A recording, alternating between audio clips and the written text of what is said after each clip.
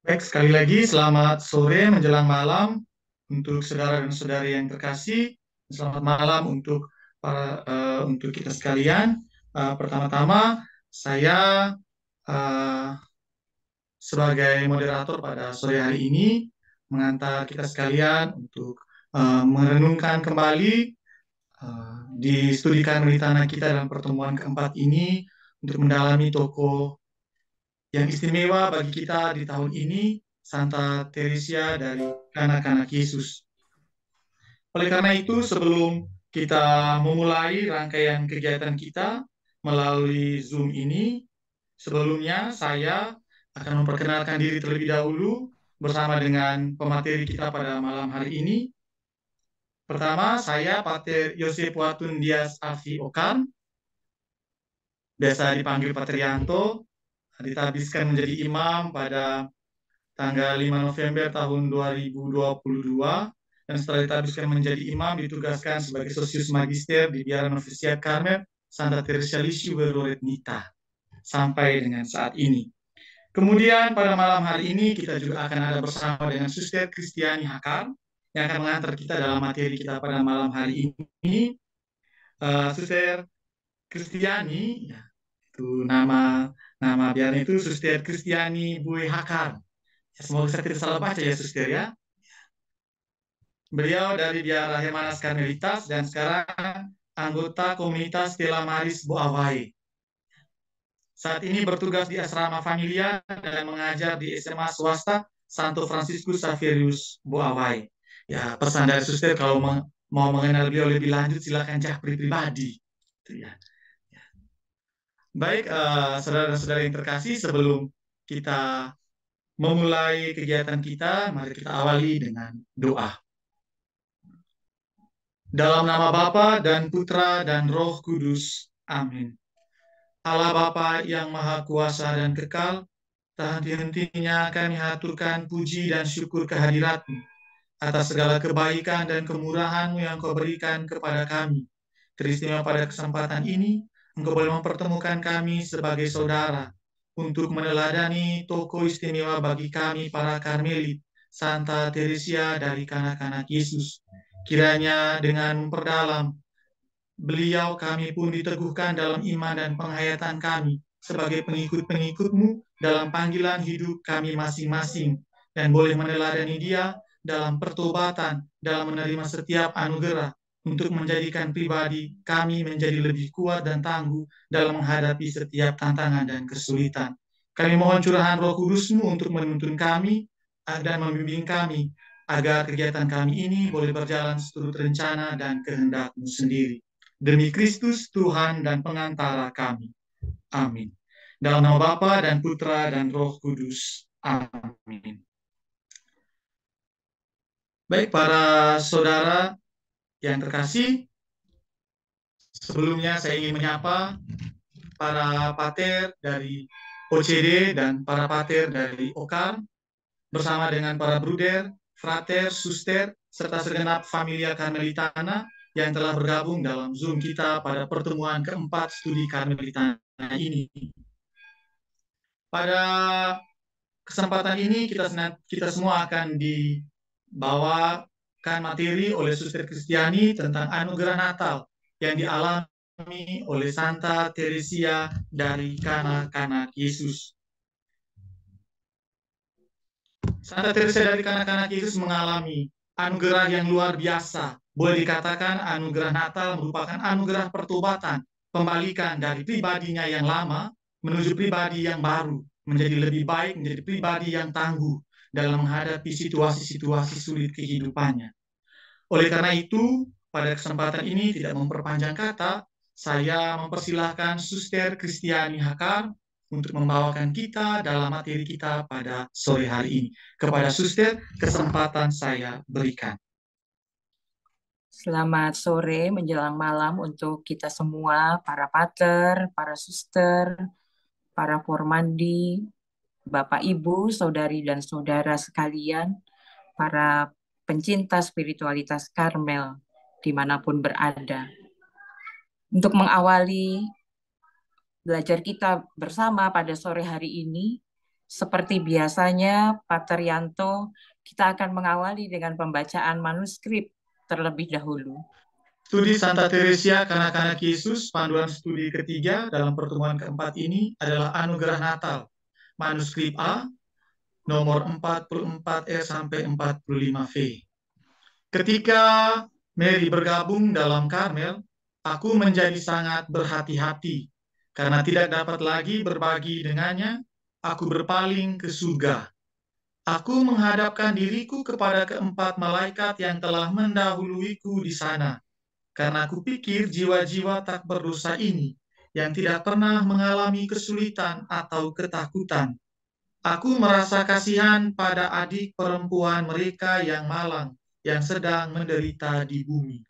Aku berbicara kepada mereka dengan kesederhanaan seorang anak kecil, menunjukkan bahwa sebagai anak bungsu dalam keluarga, aku selalu menjadi orang yang paling disayangi, paling diliputi oleh perhatian lembut saudari-saudariku, sehingga jika mereka tetap tinggal di bumi, mereka juga akan mengalami hal yang sama. Mereka telah memberiku bukti kasih sayang. Bagiku, kepergian mereka ke surga bukanlah alasan untuk melupakanku. Sebaliknya, karena mendapati diri mereka mampu mengambil harta ilahi, mereka harus berdamai bagi saya dari dan harta ilahi, dan dengan demikian mereka menunjukkan kepada saya bahwa di surga mereka masih tahu bagaimana mencintai. Jawabannya tidak lama lagi akan datang, karena kedamaian segera datang membanjiri jiwaku dengan ombaknya yang menyenangkan. Dan aku tahu saat itu bahwa jika aku dicintai di bumi, aku juga dicintai di surga.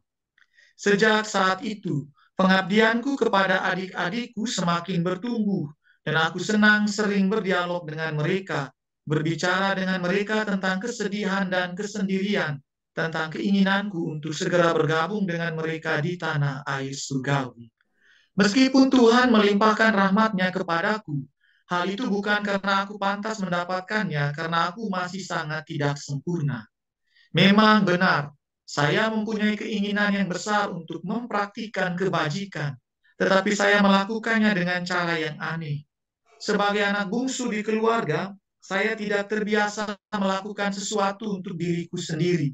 Selin merapikan kamar tempat kami tidur, dan saya sendiri tidak melakukan pekerjaan rumah apapun.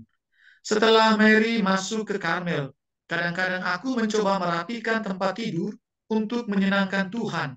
Atau di malam hari, ketika Selin sedang pergi, aku akan membawakan tanamannya. Tapi seperti yang sudah saya katakan, demi Tuhan saja saya melakukan hal ini. Dan saya tidak mengharapkan ucapan terima kasih dari makhluk apapun, manapun. Sayang, justru sebaliknya. Jika Selin tidak terlihat senang atau terkejut karena layanan kecil ini, saya menjadi tidak senang dan meluapkannya dengan cucuran air mata. Aku benar-benar tak tertahankan karena sifat mudah tersinggungku yang sangat menonjol. Jika aku menyebabkan orang yang aku sayangi mendapat masalah kecil, bahkan tanpa disadari, alih-alih melupakannya dan tidak menangis, yang malah memperburuk keadaan. Aku menangis seperti Magdalena, dan kemudian ketika aku mulai ceria, aku mulai menangis lagi karena hal tersebut. Semua argumen tidak ada gunanya. Aku tidak mampu memperbaiki kesalahan buruk ini. Aku benar-benar tidak tahu bagaimana aku bisa terhibur, membayangkan memasuki Karmel ketika aku masih mengenakan kebiasaan lamaku. Tuhan harus melakukan keajaiban kecil untuk membuatku tumbuh dewasa dalam sekejap. Dan keajaiban ini Dia lakukan pada hari Natal yang tak terlupakan itu. Di malam yang cerah itu yang begitu menerangi nikmatnya Tritunggal Maha Kudus, Yesus anak kecil yang lemah lembut yang hanya berumur 1 jam, mengubah malam jiwaku menjadi pancaran cahaya. Pada malam itu, ketika Dia menjadikan dirinya tunduk pada kelemahan dan penderitaan karena cinta padaku, Dia membuatku kuat dan berani mempersenjataiku dengan senjatanya. Sejak malam itu, saya tidak pernah kalah dalam pertempuran apapun, melainkan berjalan dari kemenangan menuju kemenangan. Boleh dikatakan, mulai berlari seperti rusa. Sumber air mataku telah mengering, dan sejak itu jarang aku mengingat lagi, sekalipun dengan susah payah aku mengingatnya. Hal ini membenarkan apa yang sering dikatakan kepada saya. Kamu banyak menangis di masa kecilmu. Kamu tidak akan lagi menangis di kemudian hari. Saat itu tanggal 25 Desember 1886, saya menerima Rahmat meninggalkan masa kanak-kanak saya. Dengan kata lain, rahmat pertobatan saya akan mencapai pemenuhan. Kami kembali dari misa tengah malam, di mana saya merasakan kebahagiaan menerima Tuhan yang kuat dan berkuasa. Saat tiba di Les Bois Nest, saya suka mengambil sepatu saya dari sudut cerobong asap dan memeriksa hadiah di dalamnya. Kebiasaan lama ini telah memberi kami begitu banyak kegembiraan di masa muda, sehingga Celine ingin terus memperlakukan saya seperti bayi, karena saya adalah anak bungsu di keluarga.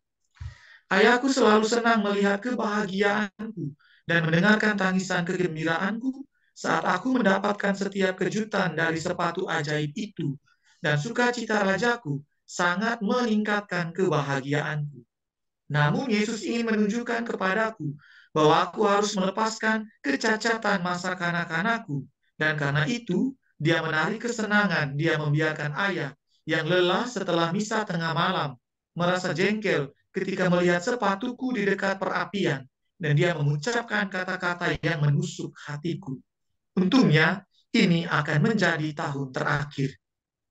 Saya sedang naik ke atas pada saat itu untuk melepas topiku, dan Celine mengetahui betapa sensitifnya saya, dan melihat air mata sudah berkaca-kaca di mata saya, ingin menangis juga, karena dia sangat mencintai saya dan memahami kesedihan saya. Dia berkata, "Oh Teresia, jangan turun ke bawah. Itu akan membuatmu sangat sedih jika melihat sandalmu sekarang." Namun Teresia tidak lagi sama.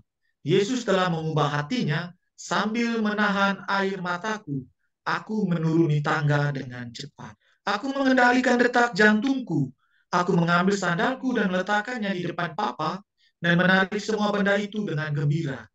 Aku mempunyai penampilan bahagia seperti seorang ratu. Setelah mendapatkan kembali keceriaannya, Papa tertawa. Celine percaya itu semua hanya mimpi. Untungnya itu adalah kenyataan yang manis. Teresia sekali lagi menemukan kekuatan jiwa yang telah hilang pada usia 4,5 tahun, dan dia harus menjaga untuk selamanya. Pada malam terang itu dimulailah periode ketiga dalam hidupku, yang terindah dan paling dipenuhi rahmat dari surga. Pekerjaan yang tidak mampu kulakukan selama 10 tahun, diselesaikan oleh Yesus dalam sekejap, memuaskan dirinya dengan niat baikku yang tidak pernah berkurang.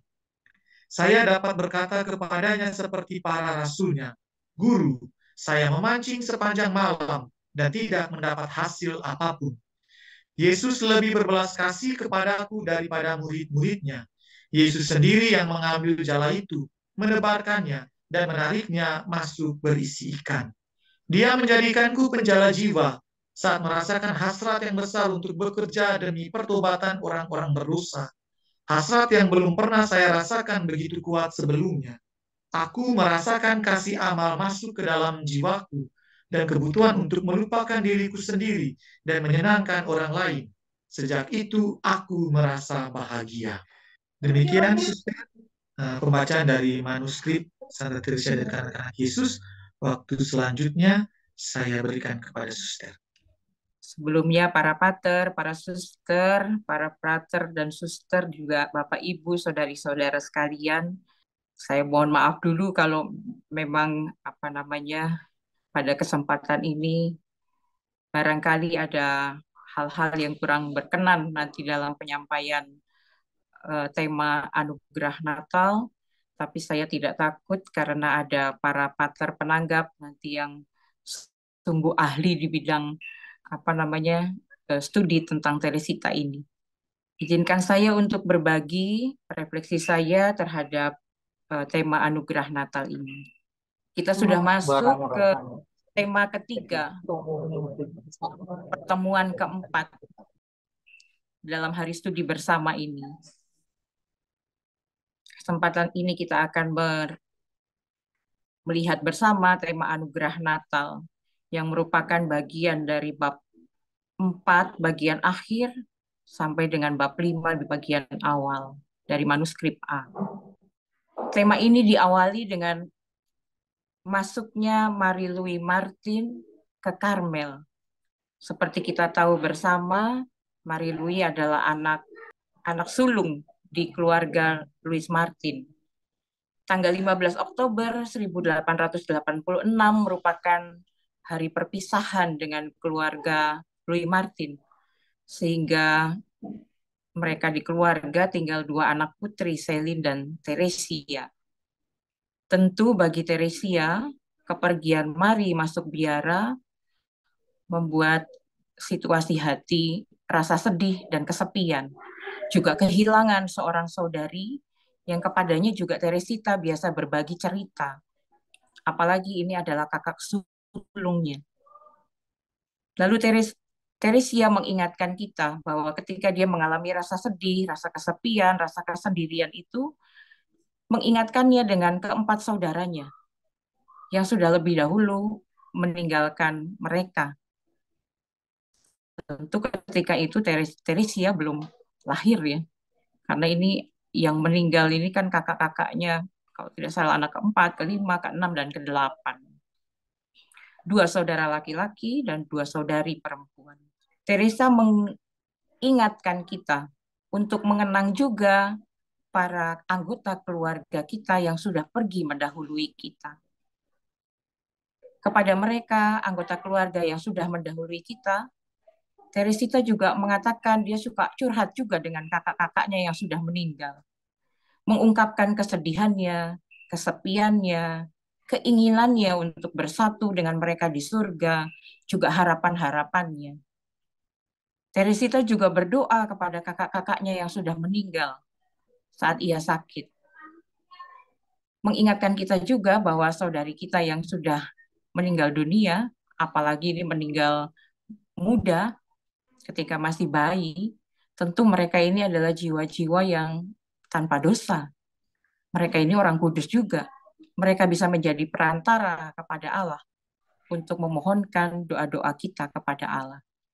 Dari perikop singkat ini, dari tulisan singkat ini, saya juga berefleksi bahwa Teresita mengingatkan kita untuk menghidupi persekutuan para kudus. Bahwa gereja Katolik punya persekutuan para kudus yang indah. Gereja kita itu indah. Terdiri dari gereja berjaya di surga, yang masih menderita di purgatorium, di api penyucian, juga gereja yang berziarah di dunia. Kita semua bisa saling membantu satu sama lain, saling mendoakan. Kepada mereka yang masih di api penyucian, kita bisa menolong mereka karena mereka nggak bisa buat apa-apa dengan dirinya. Kepada mereka yang sudah masuk surga, sudah lepas dari api penyucian, dianggap layak untuk masuk surga, bersatu dengan Tuhan, mereka bisa menjadi penolong kita. Mereka sudah nggak butuh apa-apa dari kita. Tapi kita bisa berdoa kepada mereka. Bagi saya, pengalaman Teresita, ungkapannya terhadap saudara-saudaranya yang sudah meninggal itu, mengingatkan saya akan arti persekutuan para kudus ini. Sekaligus membuat pertanyaan refleksi bagi saya. Bagaimana kita menghidupi persekutuan para kudus ini? Dengan sesama kita yang masih berziarah di dunia ini, apakah kita juga saling mendoakan satu sama lain? Karena kita memang saling membutuhkan. Kepada mereka yang di api penyucian, keluarga kita yang meninggal dunia, dan barangkali mereka masih dalam proses pemurnian, apakah kita juga ingat mendoakan mereka?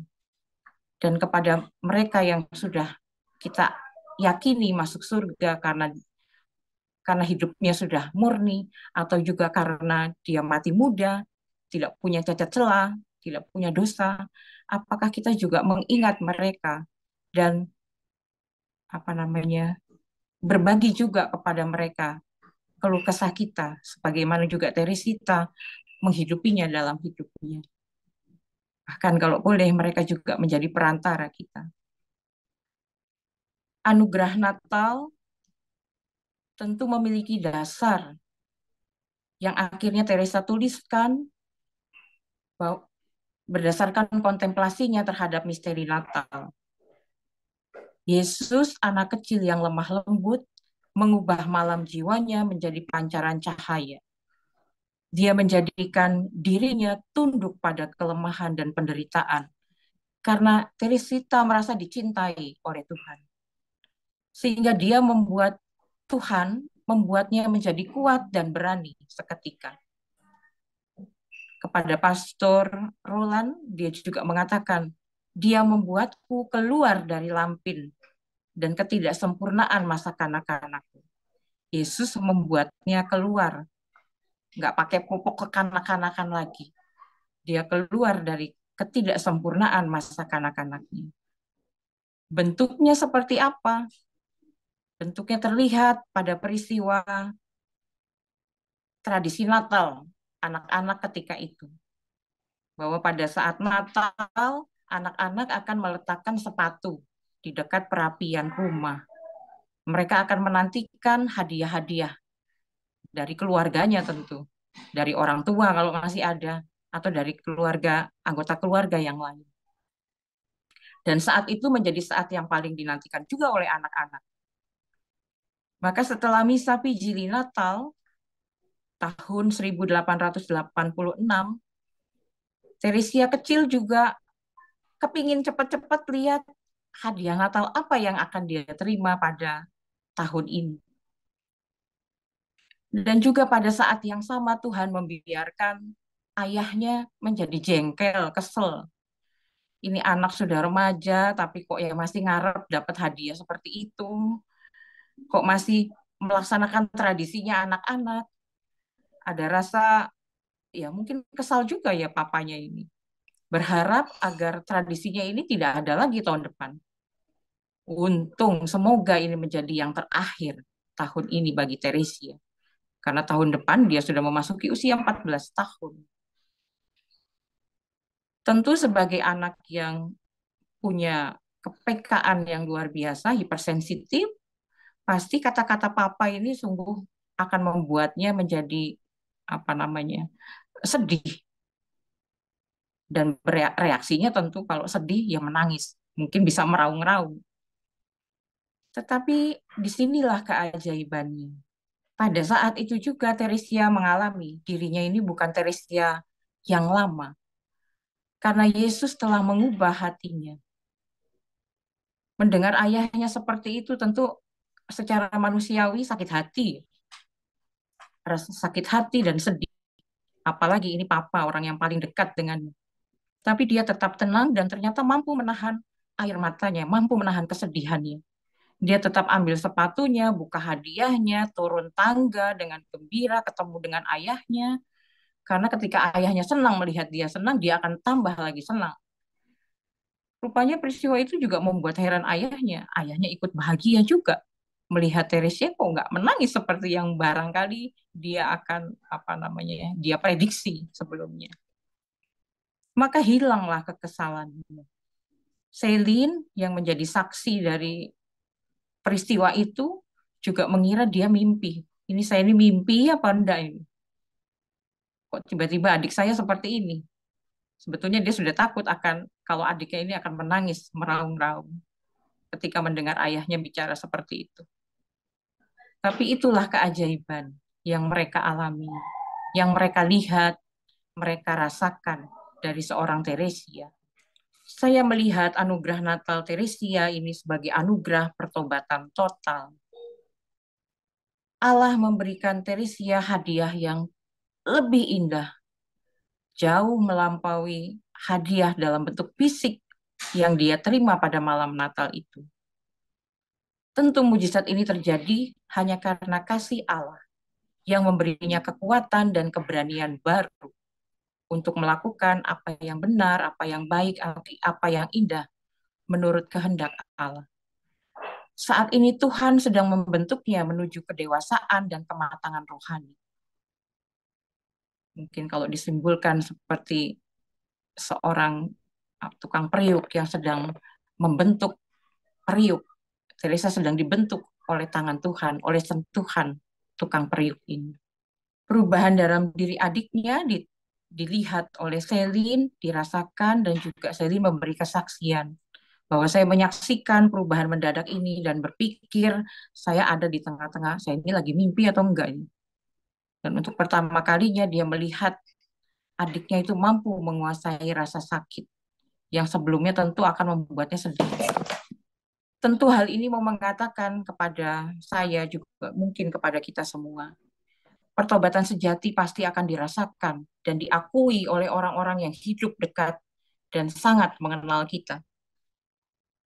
Tahu bahwa kita ini berubah dari yang lama menjadi yang baru. Dalam teks juga dikatakan,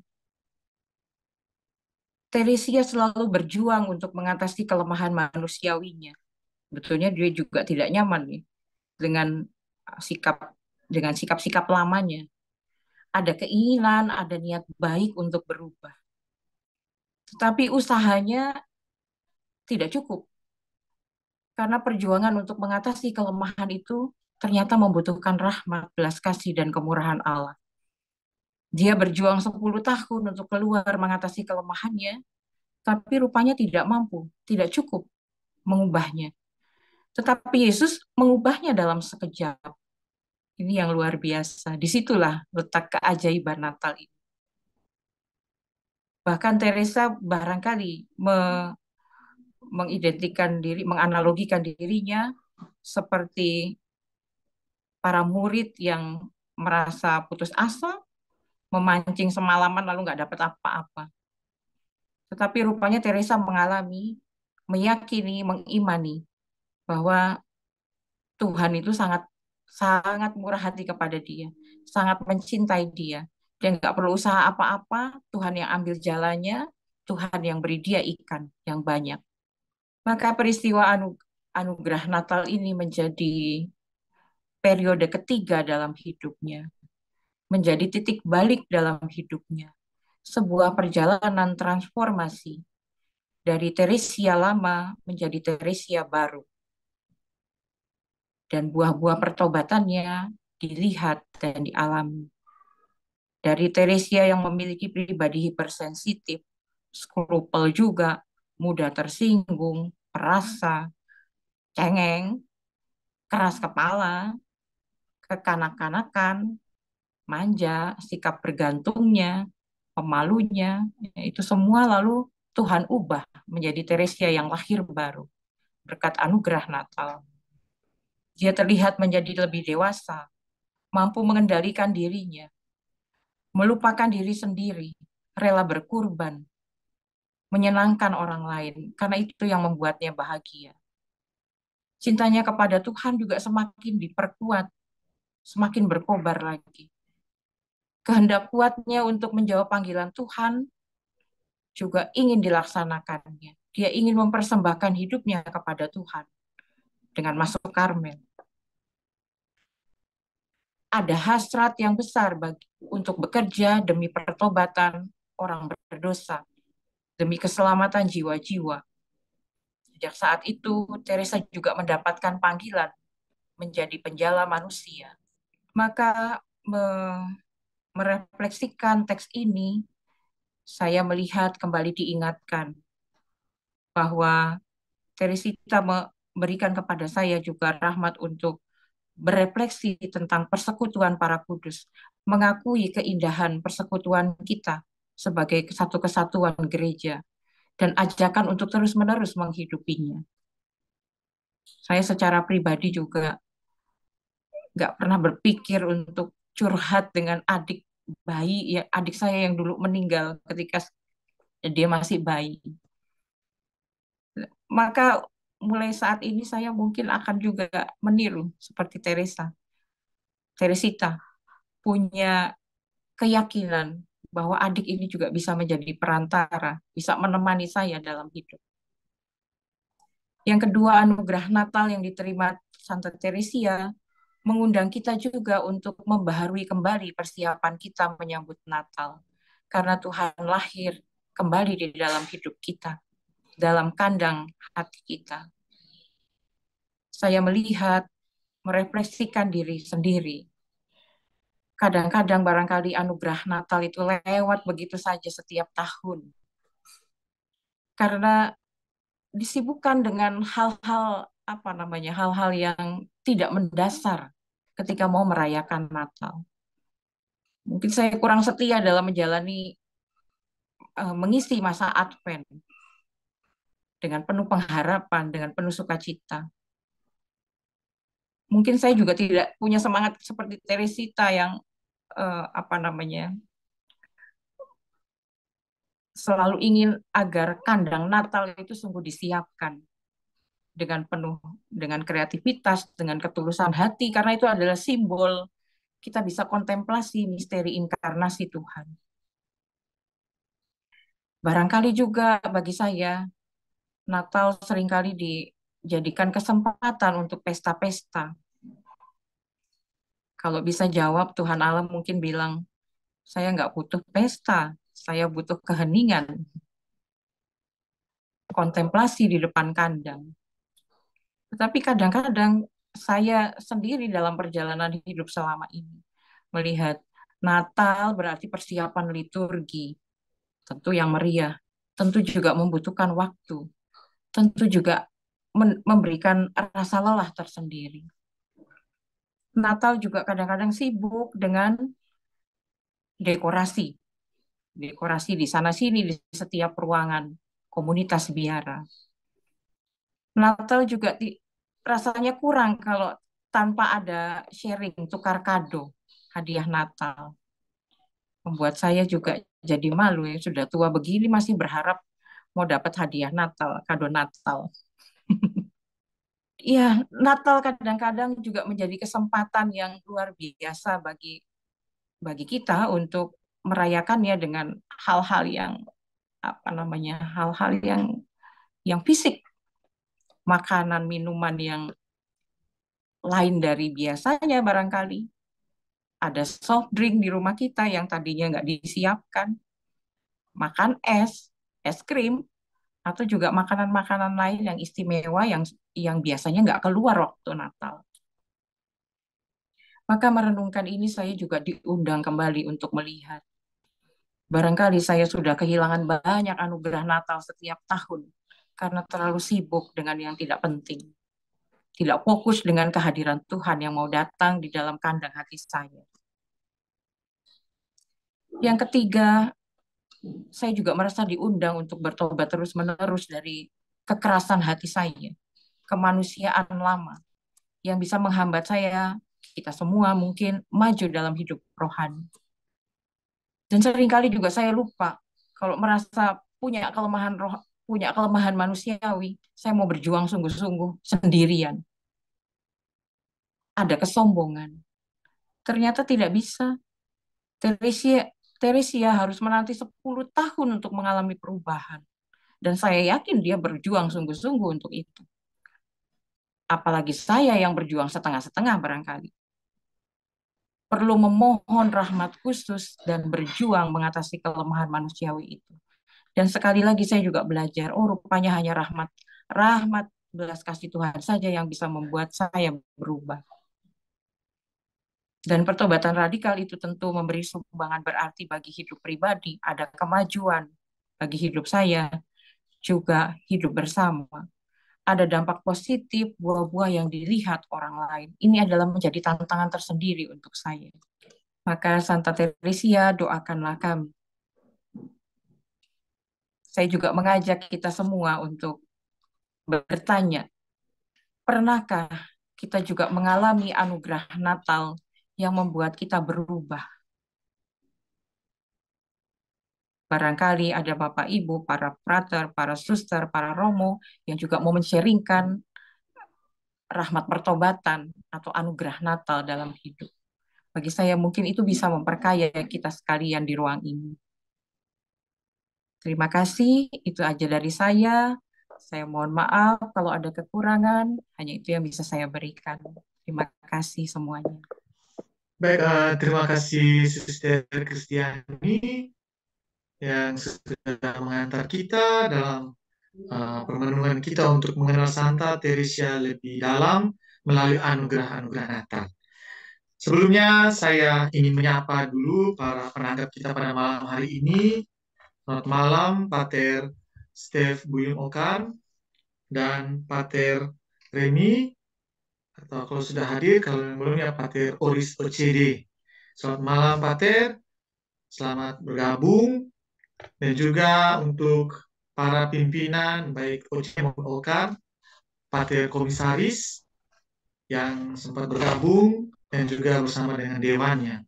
Dan juga untuk para pimpinan biara, suster, yang juga sempat ambil bagian dalam pertemuan kita pada malam hari ini. Terima kasih suster atas pembahasan yang sungguh sangat mendalam. Ya, dengan pengalaman-pengalaman dialami oleh Teresia ini kiranya juga boleh menginspirasi kita sebagai para karmelit, terlebih khusus sebagai religius dalam menapaki jalan panggilan ini. Sebelum kita melangkah ke sesi selanjutnya, saya memberikan kesempatan kepada para penanggap untuk memberikan tambahan untuk menguatkan sekaligus melengkapi apa yang telah disampaikan oleh Suster Kristiani Hakam kepada kita. Kepada Pater Steph Buyung, kesempatan saya berikan. Selamat malam, saudara-saudariku yang terkasih. Selamat malam, Pater. Terima kasih juga untuk Suster Kristiani yang telah membantu kita untuk memahami mengenai anugerah Natal. Saya ingin tambahkan hal kecil, tapi barangkali bisa membantu kita untuk juga memahami anugerah Natal. Pertama-tama perlu kita sadari, sebagaimana tadi juga sudah disebutkan, yaitu bahwa Santa Teresia ini 10 tahun berjuang dan nampaknya tanpa hasil. Perlu kita sadari bahwa Teresia semula adalah seorang anak yang ceria, anak yang lincah, anak yang betul-betul ya boleh dikatakan bersemangat. Tetapi ini berubah sepeninggal mamanya. Di saat ia berusia 4,5 tahun. Maka tadi disebutkan itu sejak usia 4,5 tahun itu. Jadi nanti kita tahu bahwa 10 tahun itu dihitung sejak sepeninggal ibunya sampai dengan nanti Natal tahun 1886. Sepeninggal ibunya membuat watak Teresia berubah. Dia menjadi mudah tersinggung, cepat emosi, mudah menangis. Dan setelah dia bisa menguasai diri, karena tidak menangis, menangis lagi karena tadinya sudah menangis. Nah, ini juga nampak satu perjuangan yang tidak gampang. Dan Teresia berjuang selama 10 tahun.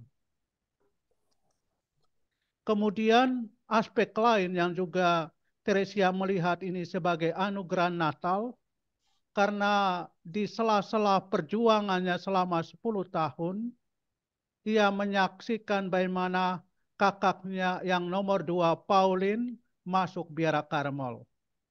Lalu juga menyusul kakaknya yang sulung, Mary, itu juga masuk biara Karmel. Tanpa disadari juga Teresia kerinduan untuk juga masuk biara. Teresia juga punya kerinduan untuk masuk biara. Namun Teresia sadar betul, tidak mungkin itu terjadi kalau ia masih mengenakan lampin masa bayi. Atau kalau dia tadi di terjemahan baru, kalau ia belum meninggalkan kebiasaan lamanya. Nah, inilah juga yang membuat Teresia sungguh-sungguh merindukan atau katakanlah mohon anugerah khusus dan akhirnya ia mendapatkan anugerah Natal ini karena 2 aspek ini. Wataknya yang tidak disesuai dengan harapan, apalagi kerinduan masuk biara, bagaimana ini akan terjadi. Dan sangat menarik, Teresia mempunyai kerinduan untuk masuk biara, selain juga banyak kelemahan dalam dirinya, tapi kemudian ia seorang yang sungguh sangat reflektif. Ia juga merenungkan hidupnya dalam terang sabda Allah. Dalam terang sabda Allah, dan salah satu teks yang dipakai adalah Lukas 5 ayat 1 sampai 11. Bagaimana kita tahu duk in altum, bertolaklah ke tempat yang dalam untuk menebarkan jalamu.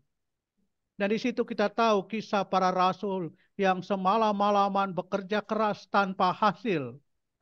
Tapi kemudian Yesus memerintahkan mereka, tebarkanlah jalamu di sebelah kanan perahu. Teresia adalah seorang penafsir yang sangat sederhana tetapi jauh lebih mendalam. Tafsiran Teresia ini sangat mendalam, tidak sesuai dengan pikiran kita, tapi Teresia luar biasa, mempunyai jenius untuk juga menafsirkan dan bagaimana dia mengenakan dalam dirinya dalam terang ini.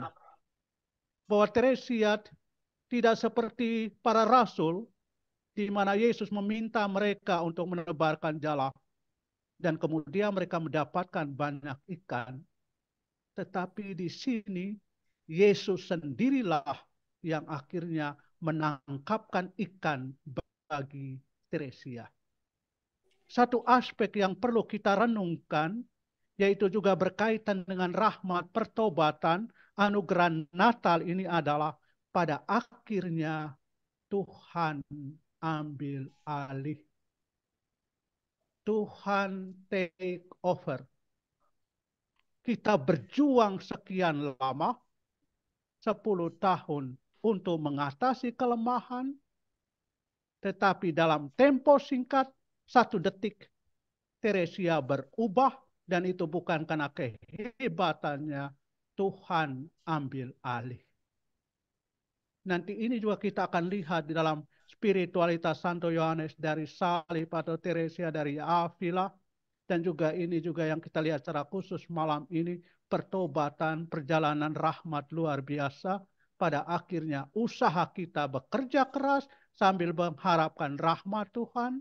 Tapi pada titik tertentu Tuhan sendiri akhirnya ambil alih semuanya itu. Dan kita mengalami mukjizat Tuhan anugerah Natal. Baik itu dulu, Suster Patrianto, apa yang bisa saya tambahkan dari apa yang sudah diuraikan tadi. Terima kasih. Baik, terima kasih Pater Steve Buyung atas tambahannya. Selanjutnya saya berikan kesempatan kepada Pater Olis OCD. Kepada Pater, kesempatan saya. Silakan. Oke, selamat malam para romo, para suster, frater, keluarga besar Karmelit yang terkasih. Saya mencoba untuk melihat dari aspek psikologi perkembangan seorang Santa Teresia dan kanak-kanak Yesus. Di situ dikatakan bahwa malam Natal itu merupakan malam pertobatannya. Jadi pertobatan dari masa kanak-kanak, di mana kita tahu bahwa seorang kanak-kanak itu memiliki ketergantungan yang besar terhadap pribadi yang lain.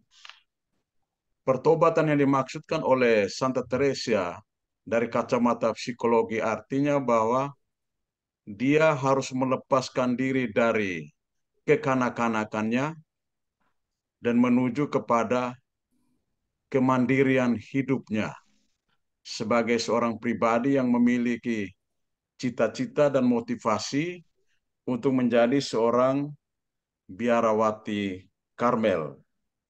Dan di dalam tulisannya itu dia katakan bahwa malam itu adalah malam yang penuh rahmat.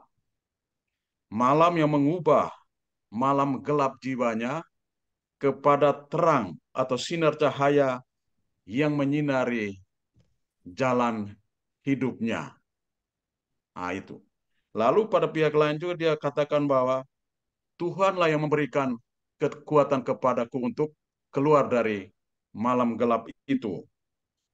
Dan sejak malam itu, Santa Teresia katakan, saya mulai berjalan sebagai pemenang, to run as a giant, berlari seperti raksasa. Itu di dalam tulisannya. Jadi di sini bisa dipahami bahwa pengalaman masa lalu, masa kecil Santa Teresia itu, dia tidak mau berada di dalam zona itu, dia harus keluar dari situasi itu untuk memulai hidup yang baru. Dan dia katakan pengalaman malam Natal itu jadi air mata yang selama ini telah berubah menjadi air mata kegembiraan, kebahagiaan yang begitu besar karena Tuhan telah mengubah seluruh perspektif kehidupannya. Jadi dia tidak lagi menjadi seorang pribadi yang childish, tetapi childlike, seperti yang dikatakan oleh Yesus.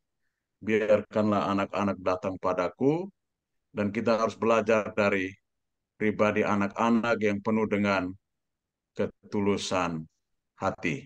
Itu saja tambahan dari saya. Terima kasih, Romo. Selamat malam. Baik, terima kasih Pater Oris atas tambahannya dari sudut pandang psikologi.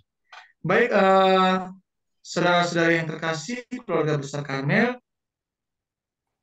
setelah kita mendengarkan pemaparan dari Suster Kristiani Hakar dan juga tambahan dari Pater Steve Buing Okam dan Pater Oris OCD, waktu selanjutnya kita akan jeda dan akan menyaksikan persembahan dari para frater novis Karmel Okam di Mita Maumere. Selamat malam saudara-saudariku dalam Karmel. Kami komunitas novisiat Santa Teresia Lisieux Suat Oret Nita Maumere mengucapkan selamat Hari Raya Santa Perawan Maria dari Gunung Karmel untuk para pater, frater, bruder, suster, dan segenap familia Karmelitana. Kami akan membawakan sebuah lagu Karmel dari bahasa Lio yang diciptakan oleh Pater Sakarias Ena Okar dengan judul Ine Wonga Karmel. Mengapa kami memilih lagu Karmel dengan berbahasa Lio? Mengingat secara historis Karmel hadir di Flores melalui tanah Lio di paroki Salib Suci Mauloo, Keuskupan Maumere. Selamat menyaksikan.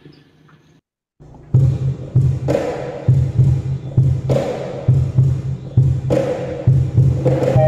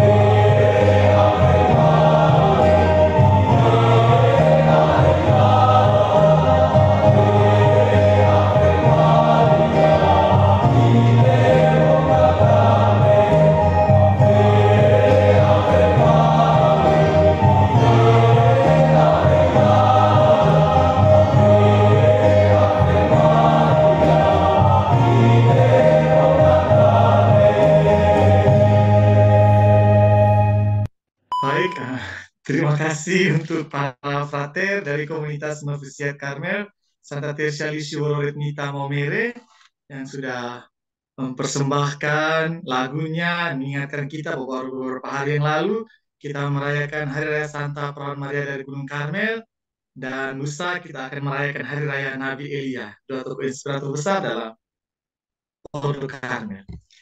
Baik saudara-saudari Familia Karmitana yang terkasih, setelah kita mendengarkan pemaparan dari Suster dan juga tanggapan dari Pater Stef Buyung dan Pater Oris, nah selanjutnya kita akan masuk dalam sesi diskusi, tanya jawab, sharing, dan pendalaman.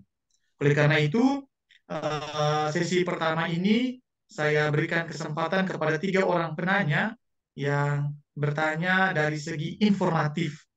Kepada Stanley Mandolang, kesempatan saya berikan, silakan menyampaikan pertanyaannya. Terima kasih, Pater. Terima kasih, Suster, untuk materi sore hari ini. Saya tertarik yang tadi Suster sampaikan bahwa bagaimana Teresita ini bisa berkomunikasi dengan para kakaknya yang sudah meninggal, di mana itu menunjukkan persekutuan para kudus. Pertanyaan saya ada 2 sehubungan dengan hal ini. Apakah hal tersebut juga menunjukkan ketergantungan Teresita kepada kakak-kakaknya, bahkan kepada yang sudah meninggal? Dan selama ini dia sangat bergantung kepada yang lebih tua, ya, kakak-kakaknya. Yang pertama.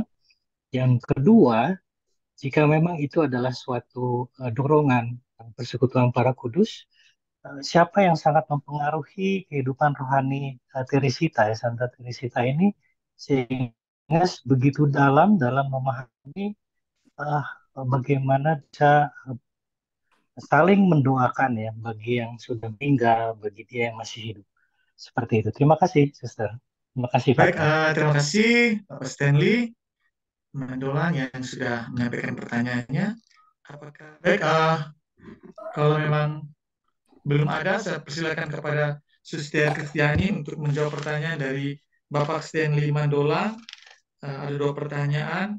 Apakah ketergantungan Teresia ini berlanjut sampai dengan kakak-kakaknya yang sudah meninggal sekalipun, karena terbukti dari ketika ia berdoa, ya, sama dengan kakaknya yang telah, untuk kakaknya yang telah meninggal. Dan juga jika itu terjadi demikian, maka siapa yang sangat mempengaruhi hidup rohani Santa Teresia dari anak-anak Yesus? Kepada Suster, kesempatan saya berikan untuk menjawab pertanyaan ini. Baik, terima kasih Bapak Stanley Mandolang. Pendapat pribadi saya, ya. Bagi saya, relasi Teresia dengan kakak-kakaknya yang sudah tiada, tentu itu tidak menunjukkan ketergantungan sama sekali. Teresia justru lebih banyak bergantung kepada kakak-kakaknya yang ada saat itu di rumahnya. Setelah Pauline pergi, mama keduanya, lalu Mari pergi, ya dia lebih dekat, lebih banyak curhat, ya, dengan Celine yang ada secara fisik di rumahnya. Tentu kenangan akan kakak-kakaknya yang sudah tiada itu, yang bahkan dia tidak kenal sama sekali, ya, sebelumnya. Tentu itu hanya merupakan satu kenangan bahwa mereka adalah bagian dari keluarga Louis Martin, bagian dari anggota keluarganya juga. Kita tidak menghilangkan nama mereka di hati kita, dalam keluarga kita, di kehidupan kita. Karena itu saudara kita, saudara-saudari kita. Barangkali seperti itu juga yang dirasakan oleh Teresita.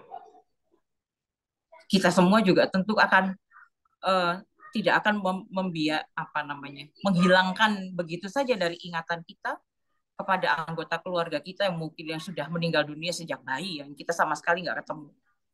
Tetapi Teresia begitu, mungkin sekeluarga juga merasakan hal yang sama, ada ikatan yang sama akan kesatuan 9 bersaudara ini, meskipun mereka ada yang sudah mendahului.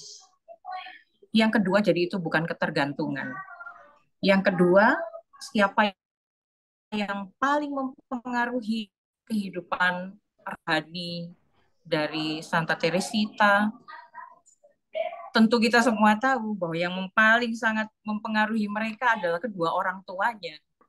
Teresita dan keluarganya merupakan sekolah kesucian. Dan tentu kesucian anak-anaknya didahului oleh kesucian kedua orang tuanya. Dan kehidupan rohani dari keluarga Teresia ini sangat-sangat dipengaruhi oleh keteladanan hidup Zélie dan Louis Martin. Itu menurut saya. Para pater penanggap nanti bisa melengkapi atau memberikan tanggapannya. Terima kasih. Terima kasih Suster yang sudah menanggapi dan menjawab pertanyaan dari Bapak Stanley Mandolang. Ya, ini sudah ada masuk pertanyaan dari Suster dari Komunitas Hermanas Karmelitas Tidar, kalau saya tidak salah, Tidar Utara. Ya, pertanyaannya demikian. Perjuangan dan usaha apa saja yang dilakukan oleh Teresia untuk mengatasi kelemahan manusia lamanya sebelum ia mendapatkan anugerah malam Natal? Ini tadi perjuangan selama 10 tahun. Ya, dia mengalami situasi-situasi tadi, kekanak-kanakan dan sebagainya. Dan usaha apa yang ia lakukan untuk mengatasi kelemahan-kelemahan manusia lamanya itu sebelum ia mendapat anugerah malam Natal? Terima kasih para suster di Komunitas Tidar.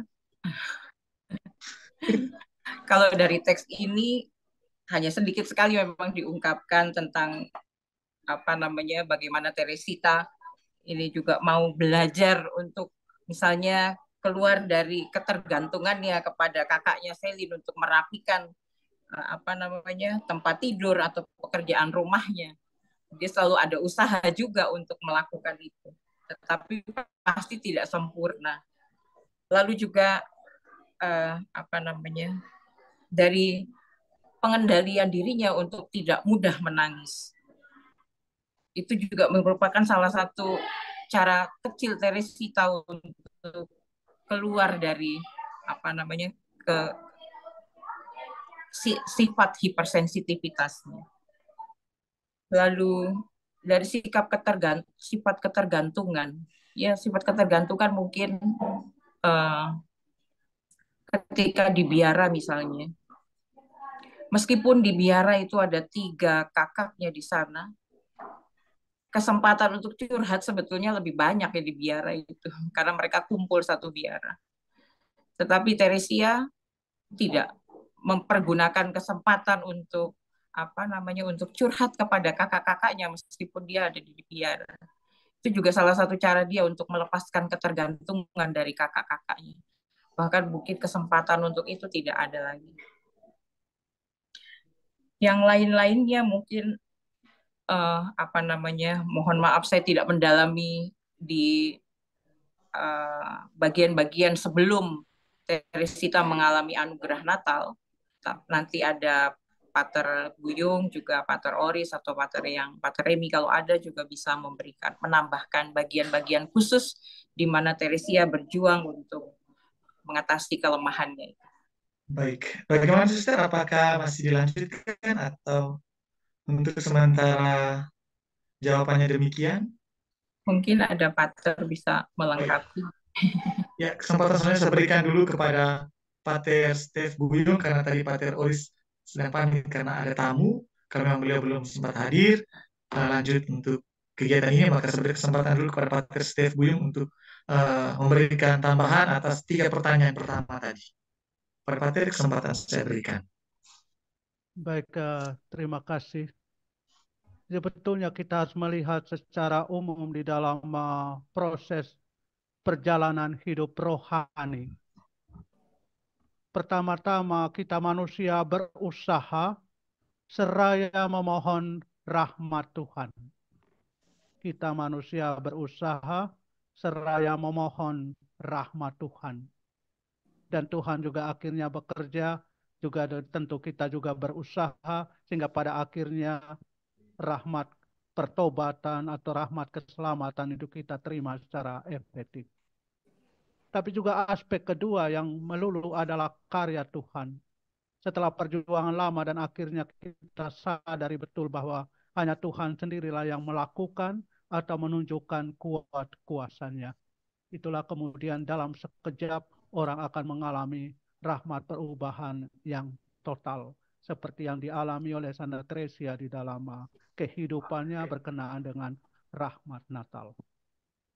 Dan sesungguhnya kalau kita melihat dari perjalanan hidup Teresia, Teresia juga bukan tanpa usaha dalam artian tertentu. Dia tidak bergantung melulu begitu saja, tapi Teresia juga berjuang mengatasi segala kelemahannya. Dia juga berjuang. Walaupun kita tahu bahwa nampak belum menuai hasil yang diharapkan. Ya. Teresia terus berjuang dan ia katakan, saya berjuang 10 tahun. Nanti kita tahu Teresia dari Avila sendiri mengatakan 20-an tahun bangkal dia juga berjuang untuk Teresia sendiri mengalami ini. Dan tadi sebagaimana halnya diungkapkan oleh Suster Kristiani, dia juga mulai dalam pekerjaan rumah, hidup sehari-hari, membereskan tempat tidur atau memindahkan pot bunga, memasukkan pot bunga ke dalam rumah dan seterusnya. Dia juga mau bekerja untuk juga hal-hal hidup sehari-hari. Tapi kakak-kakaknya tidak rela dia bekerja karena sadar bahwa sebetulnya kesehatan Teresia ini rapuh. Ya, seorang anak yang juga rapuh kesehatannya juga sakit-sakitan sehingga mereka tidak rela itu walaupun juga Teresia berjuang untuk itu. Namun kita tahu pada akhirnya Tuhan sendiri menunjukkan kuat kuasanya, karyanya dalam diri Teresia. Teresia mengalami pertobatan itu. Selanjutnya juga aspek lain yaitu peran orang tua itu juga cukup besar di dalam kehidupan rohani perjalanan transformasi dari Santa Teresia ini. Yaitu ketegasan seorang ibu dan kelembutan seorang ayah. Sebetulnya kalau kita melihat dalam prinsip umum, kita dididik dalam keluarga itu antara ayah dan ibu. Dan biasanya ayah itu ketegasan, prinsip, disiplin, tapi seorang ibu biasanya kelembutan. Tapi kalau kita lihat di dalam hidup Teresia ini terbalik. Kita melihat kelembutan seorang ayah dan ketegasan seorang ibu. Ibunya Teresia sebetulnya mendidik anaknya dengan cukup tegas. Sangat disiplin. Ya. Tapi ayahnya ini sangat lembut terhadap anak bungsunya ini. Mereka dua saling mencintai dan menyayangi luar biasa. Kita tahu sapaan manis Teresia untuk ayahnya, rajaku. Kemudian ayahnya memanggil Teresia si bungsu ini dengan ratuku.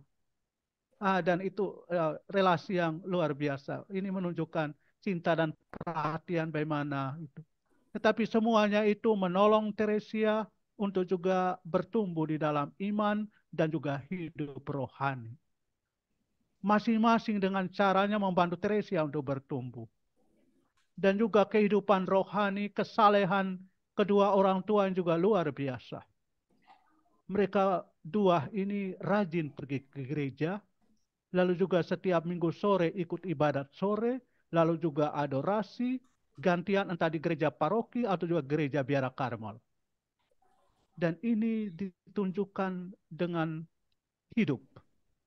Jadi Teresia sendiri di dalam suasana yang luar biasa, kesalehan orang tua, sehingga pada akhirnya kita tahu bagaimana Teresia sendiri bertumbuh di dalam hidup rohani ini.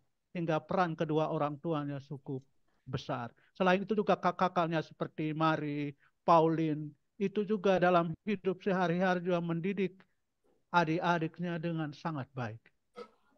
Kalau kita lihat dari buku riwayat hidup Santa Teresia ini, kisah satu jiwa ini, Teresia juga mengungkapkan bahwa kakak sulungnya juga mendidik adiknya ini bagaimana mencintai hal-hal kecil, mencintai pekerjaan-pekerjaan kecil dengan cinta yang besar.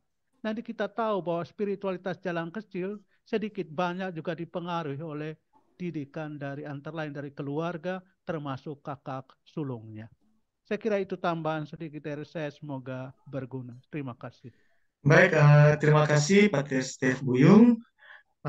Dengan demikian saya tutup dulu termin pertama ini untuk 3 orang penanya dan sudah untuk 3 pertanyaan dan sudah dijawab oleh Suster Kristiani dan telah ditanggapi oleh Pater Stef Buyung. Mungkin ada pertanyaan lanjutan, nanti kita akan lanjut dalam termin kedua dalam sesi diskusi. Dan sebelum saya membuka sesi diskusi ini, tadi saya melihat Pater Luis OCD ada raise hand tadi. Apakah Pater sudah bisa menyampaikan pertanyaannya sekarang kepada Pater? Saya persilahkan, Pater Luis OCD. Baik, selamat malam semua. Selamat malam, Pater. Terima kasih, Sister Kristiani. Pemaparannya sangat bagus, sederhana, tetapi sangat menyentuh ya.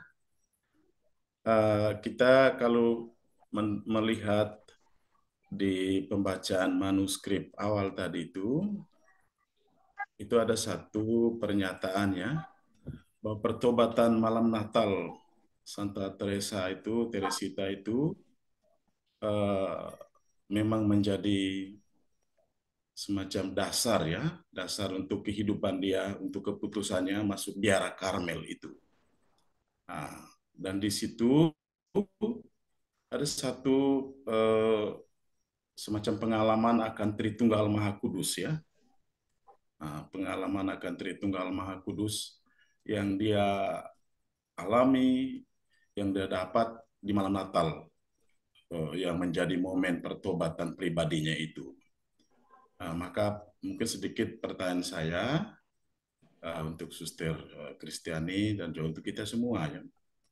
Bagaimana kira-kira pengalaman pribadi yang dialami oleh Teresa terhadap misteri Tritunggal Maha Kudus itu sendiri ya.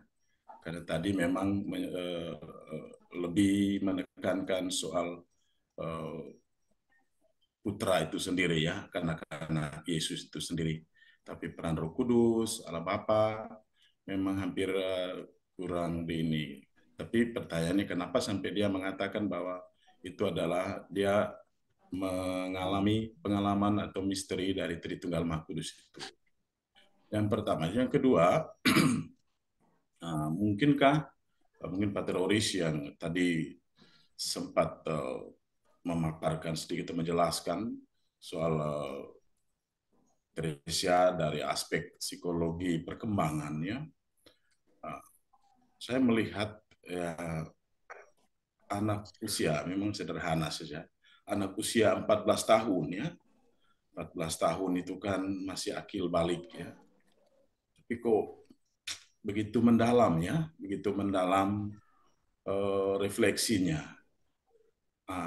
Maksudnya pertanyaan itu, apakah Suster Kristiani atau kita ini mendapatkan mungkin ada figur lain ya, selain bahwa itu pencurahan dari Tuhan itu sendiri. Ada figur lain yang membantu Teresa lebih-lebih pada malam Natal itu sendiri.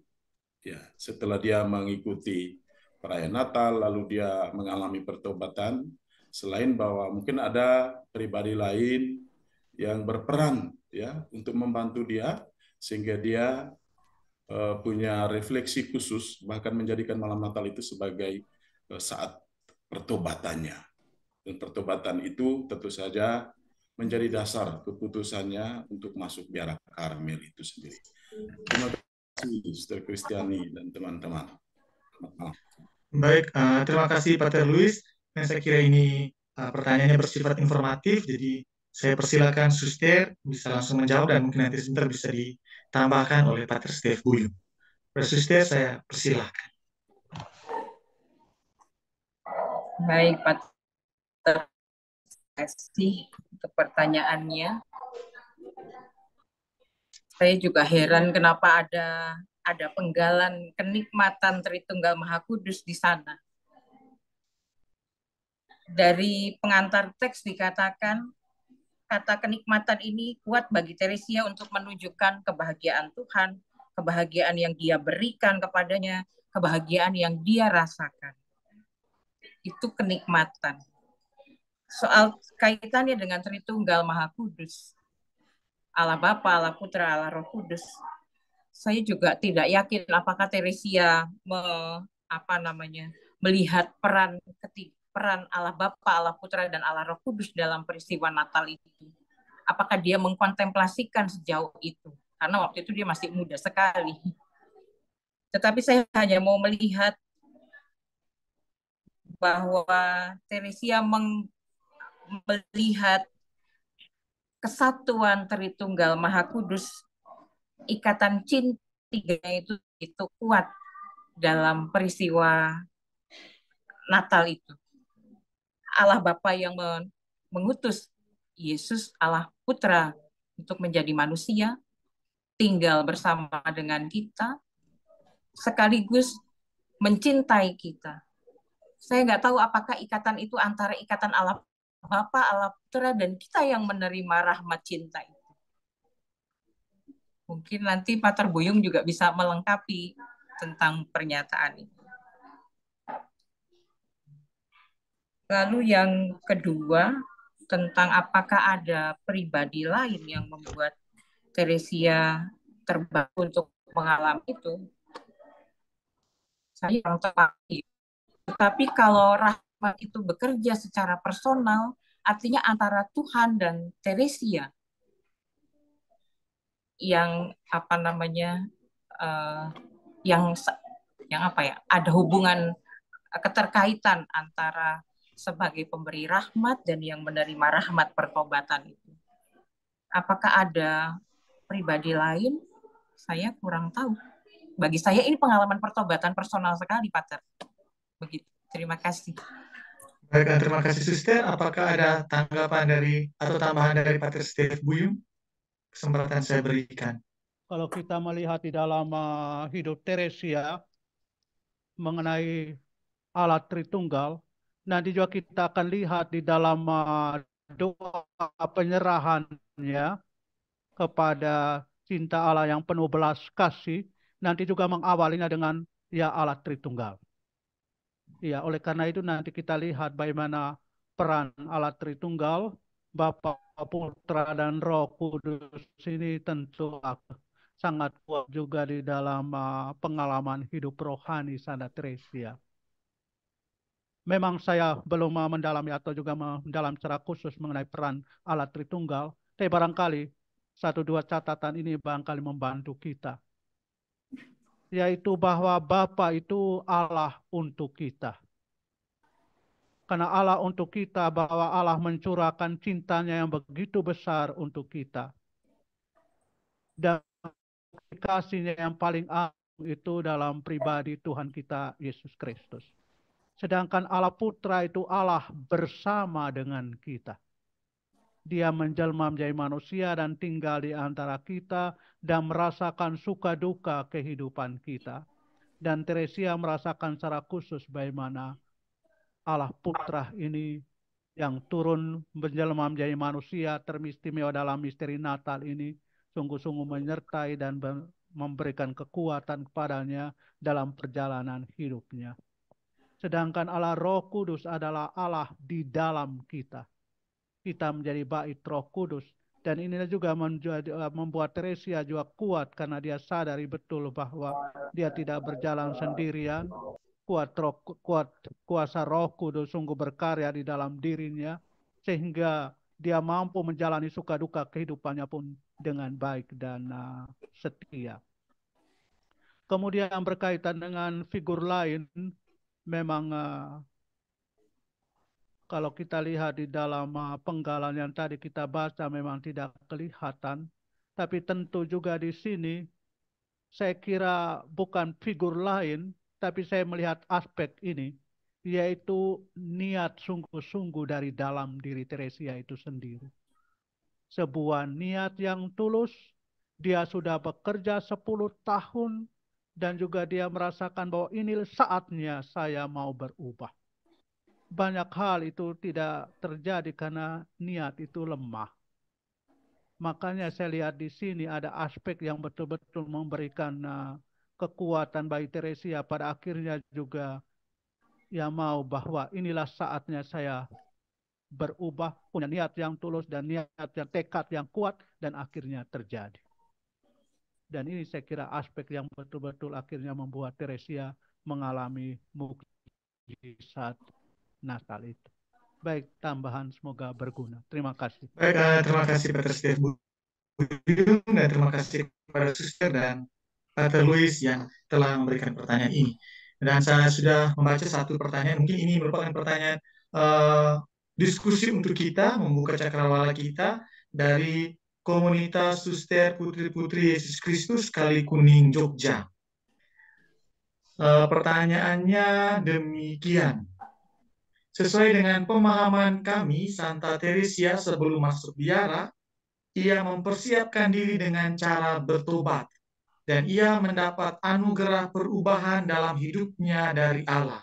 Lalu, bagaimana dengan kita yang saat masuk biara tidak ada persiapan diri atau pertobatan seperti yang Teresia lakukan? Apakah kita bisa pula mendapat perubahan seperti yang Teresia terima dengan mengingat perubahan dunia zaman ini? Saya kira ini pertanyaan diskusi juga untuk kita, karena setiap kita mempunyai pengalaman panggilan berbeda-beda. Ya, ada yang menyiapkan diri seperti Teresia dari kanak-kanak Yesus ini dengan pertobatan, ada yang karena ikut om, ikut tante, ikut teman, atau karena ada alasan lain akhirnya masuk biara dengan boleh dikatakan tanpa persiapan. Dan bagaimana kita menanggapi hal ini berkaitan dengan situasi zaman kita sekarang?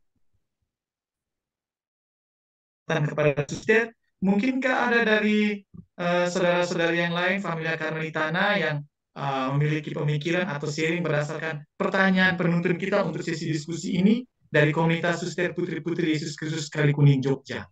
Kepada saudara-saudari, para pater, para suster, frater, atau yang lainnya bisa memberikan pendapat berkaitan dengan pertanyaan dari suster-suster ini. Silahkan. Ya, kalau memang belum ada, ya terpaksa kembalikan lagi ke suster dulu. Mungkin nanti ada dari forum sebentar yang akan menyampaikannya lagi. Silakan suster berkaitan dengan pertanyaan ini. Baik, Pater. Terima kasih para suster. Bagi saya tidak khawatir tentang ini. Kita yang dipanggil untuk hidup membiara tentu ada rahmat yang Tuhan beri. Tadi juga Romo Buyung kembali mengingatkan kita, ada kehendak kuat untuk berubah, untuk bertobat. Dan Tuhan akan melengkapi dengan rahmat-Nya. Lalu jangan khawatir juga, karena setiap religius mempunyai banyak sarana untuk mengalami pertobatan. Dalam hidup doa, ada banyak sarana yang dapat kita pakai di sana. Dalam hidup persaudaraan, juga dengan sakramen-sakramen, penerimaan sakramen-sakramen secara rutin, utamanya Ekaristi dan pengampunan rekonsiliasi, juga kesetiaan kita untuk berjuang, untuk berubah, meninggalkan manusia lama kita. Bagi saya, kita cuma butuh iman, butuh kesetiaan dalam perjuangan, dan tidak lupa untuk memanfaatkan sarana-sarana yang dapat membuat kita bertobat dalam biara. Karena Tuhan menyediakan semuanya. Terima kasih. Baik, ini ada tanggapan dari, sebelumnya terima kasih Pater Ferdinand Nardo, mohon maaf ya. Jadi nanti bisa diketik dalam kolom chat karena suaranya tadi kami kurang jelas mendengarnya. Karena mungkin ada gangguan kesulitan jaringan. Baik, ini ada tanggapan dari Pater Berto Okar. Beliau mengatakan bahwa berkaitan dengan ketika kita dipanggil dari apa kita butuh persiapan pertobatan dan sebagainya, dari pertanyaan tadi beliau mengatakan, Teresia juga mengatakan bahwa kita dipanggil Tuhan bukan karena kita layak, tetapi semata-mata karena Tuhan menghendakinya. Ya, ini selaras dengan ya dalam Injil loh, Tuhan kita bukan karena kita kudus, ya, ya seperti itulah ya, bahasanya. Baik, apakah masih ada tanggapan dari saudara-saudari lain atas pertanyaan dari suster-suster putri-putri Yesus Kristus ini? Saya masih memberikan kesempatan kepada 1-2 orang penanggap lagi. Saya berikan kesempatan kepada Pater Steve Buyung. Pater, saya persilahkan. Dalam panggilan kita sebagai religius, tentu kita melihat bahwa panggilan Teresia istimewa. Dia masuk biara dalam usia yang masih sangat muda. Ya, kurang lebih 15 tahun dia masuk biara. Saya kira untuk zaman sekarang mungkin tidak terjadi. Tapi kemudian juga kita tahu dia juga berproses cukup panjang sebelum akhirnya boleh masuk biara dalam usia yang masih sangat muda itu. Minta izin keluarganya, minta izin uskup setempat, bahkan juga minta izin Paus di Roma, Paus Leo ke-13. Memang panggilan Teresia ini unik. Iya, dia juga masuk biara juga dengan cara yang unik. Tentu Tuhan punya rencana tersendiri berkenaan dengan Teresia ini. Dan kita tahu pada akhirnya Teresia menjadi orang kudus terbesar pada zaman modern ini dan punya pesan khusus dan membantu banyak orang untuk mencapai kekudusan. Kita yang lain ini barangkali mungkin tidak seistimewa Santa Teresia, tapi juga jangan khawatir karena kita semua juga dipanggil untuk senantiasa membaharui diri. Ecclesia semper reformanda. Kita semua selalu dipanggil untuk selalu dibaharui dan membaharui kehidupan kita. Maka itu sebagai salah satu hal yang barangkali bisa kita upayakan sebagai persiapan jarak jauh maupun persiapan jarak dekat. Ya. Sebetulnya sejak kita dibaptis, sebetulnya aspek ini sudah mulai kita sadari. Rahma, karena memang panggilan hidup religius kita adalah radikalitas janji baptis kita. Radikalitas apa yang sudah kita nyatakan dalam pembaptisan. Sebetulnya ada dua aspek yang harus selalu kita lakukan dan itu seumur hidup kita.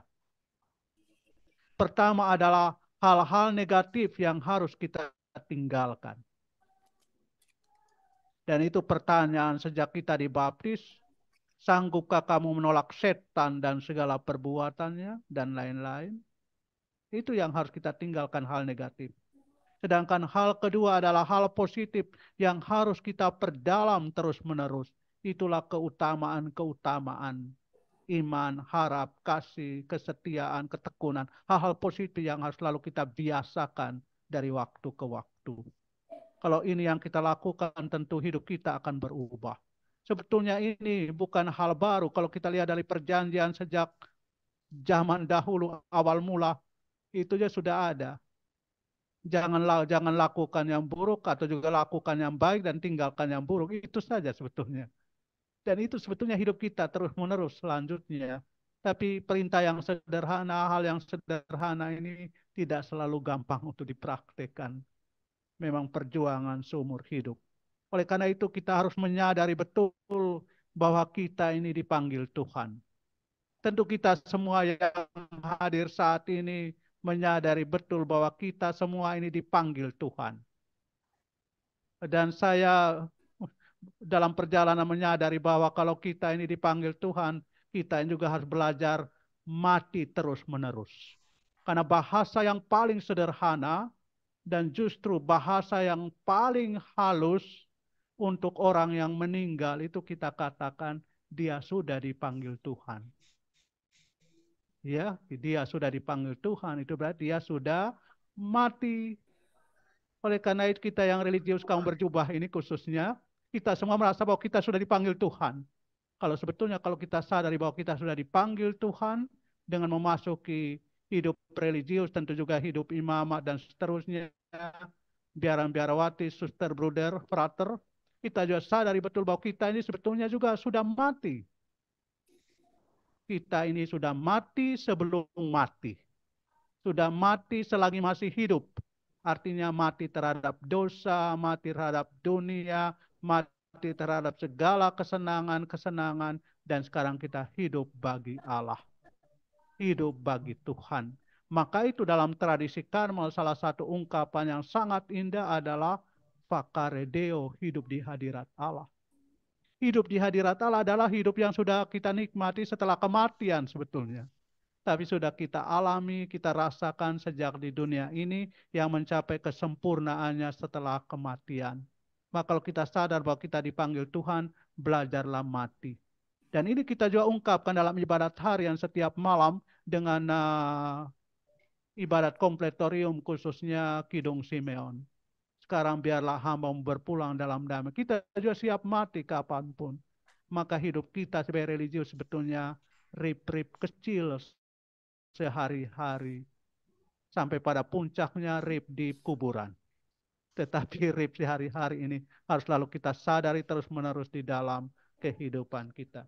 Baik itu satu catatan mudah-mudahan membantu kita untuk khususnya berkaitan dengan pertanyaan suster tadi berkenaan dengan soal Teresia yang juga persiapan mengenai pertobatan. Dan Teresia itu belajar mati terus-menerus. Dia mau menjadi kecil dan semakin kecil. Dan itulah belajar mati terus-menerus di dalam kehidupannya. Spiritualitas jalan kecil adalah belajar untuk mati terhadap diri sendiri, hidup bagi Tuhan dan sesama. Terima kasih. Baik, terima kasih Pater Steve Buyung. Ya, ini mengingatkan kita semua supaya ya, mati sebelum waktunya ini. Ya, baik, saya tutup untuk pertanyaan ini. Saya kira sudah jelas pertanyaan dari Suster dan tanggapan dari Suster Kristiani, Pater Beto, dan juga Pater Steve Buyung. Oh, rupanya ada tambahan dari Pater Kosmas, OCD, dalam topik tentang kerahiman ilahi yang sudah dibicarakan dalam pertemuan pertama.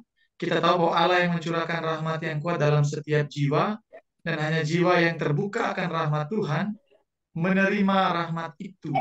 Dan tentu kita sebagai manusia yang diselamatkan selalu merasa tidak sempurna karena masa lalu kita. Hal inilah seperti yang dikatakan oleh Rasul Paulus, duri dalam daging. Ini mengingatkan akan kelemahan kita, tapi bagaimanapun Allah tetap mencurahkan rahmatnya, kerahimannya ke atas kita. Ini tanggapan tambahan dari Pater Kosmas OCD. Terima kasih Pater, dan terima kasih Pater Kosmas, Suster Kristiani, dan Pater Steve Buyung bersama Pater Beto, tanggapannya atas pertanyaan dari suster-suster putri-putri Yesus Kristus. Saya masih memberikan kepada satu penanya untuk sesi diskusi ini. Untuk penanya terakhir.